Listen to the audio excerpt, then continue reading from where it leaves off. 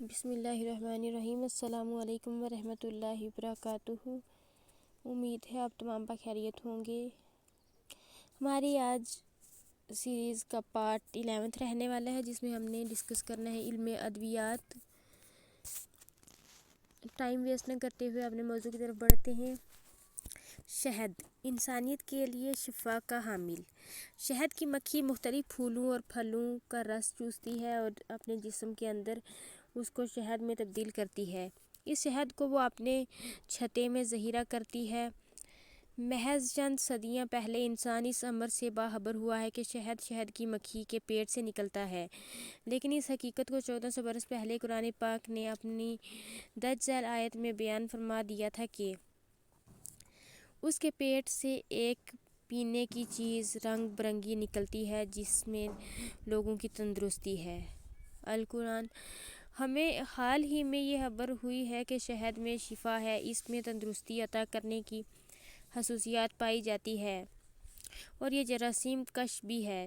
دوسری جنگ عظیم میں روسی اپنے زخموں کی صحت یابی کے لیے ان پر شہد لگاتے تھے اور شہد کی جراثیم کش خصوصیات کی بدولت ان کے زخم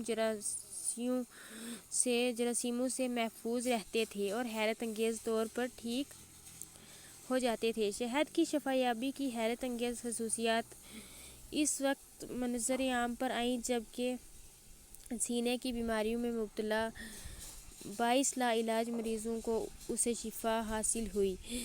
یہ مریض انگلستان کے نرسنگ ہومز میں زیر علاج تھے اور سسٹر کارولی ان کے علاج معالجے پر مامور تھیں۔ اس نے پروپولس سے ان مریضوں کا علاج کیا۔ پروپولس ایک ایسا عذر ہوتا ہے جس کو شہد کی مکھی بذات خود مہیا کرتی ہے اور یہ شہد کے چھتے کو بیکٹیریا سے بچانے میں معاون ثابت ہوتا ہے۔ اگر کوئی شخص نباتات یعنی پودے سے الرجی کے مرض میں مبتلا ہو تو اسے اسی پودے سے تیار شدہ شہد استعمال کروانے سے اس شخص میں اس الرجی کے خلاف مدافعت پیدا ہوتی ہے۔ شہد کے بارے میں قرآن پاک کے فرمودات اس کا محض اس کی خصوصیات قرآن پاک کے نزول سے صدیوں بعد دریافت کی گئی ہیں۔ ہمارا اگلا موضوع ہے علم افعال الاعضاء، دوران خون اور دودھ۔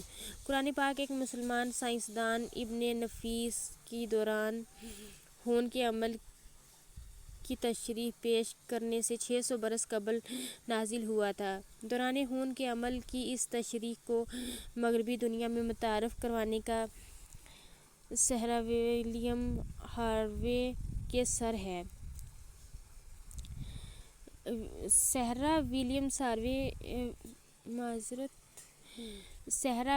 ہاروے کے سر ہے۔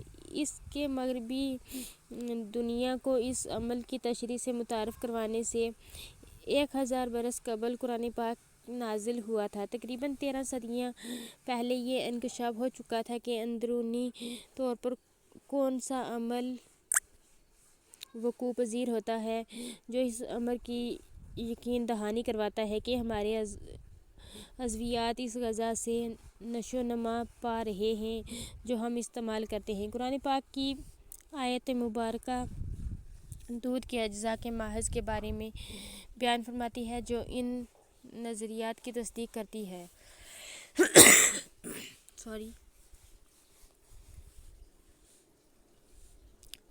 درج بالا نظریات کے بارے میں قرآن پاک کی آیت مبارکہ کو سمجھنے کے لیے یہ ضروری ہے کہ جسم کے اندر رونما ہونے والے کیمیاوی عمل کو سمجھا جائے اور اس کی بدولت خوراک سے اخذ کیے گئے عناصر ایک پیچیدہ نظام کے تحت خون میں شامل ہوتے ہیں۔ کبھی کبھار جگر کے توسط سے یہ ان کی کیمیاوی نوعیت پر منحصر ہوتا ہے۔ ان میں دودھ پیدا کرنے والی غدودیں، میمری گلینڈز بھی شامل ہوتی ہیں۔ یہ عناصر دوران خون کے ساتھ گردش کرتے ہوئے جسم کے مختلف اعضاء تک رسائی حاصل کرتے ہیں۔ اعمال و افعال اعضاء کے اس نظریے سے مکمل آشنائی حاصل کرنے کی غرض سے قرآن پاک کی درج ذیل ہماری معاون ثابت ہوگی، اور بے شک تمہارے لیے جو پاؤں میں